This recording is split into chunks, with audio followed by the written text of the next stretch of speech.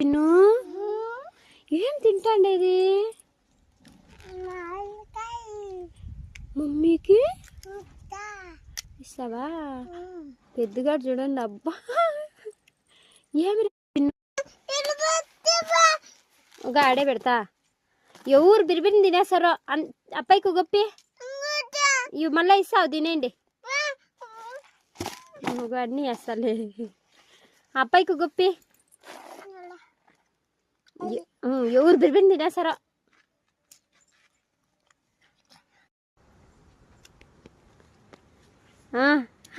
అన్నది అయిపోయిరా తినేసిలే పెద్దోడు నోట్లకు దొరుకుంటే అయిపోయినా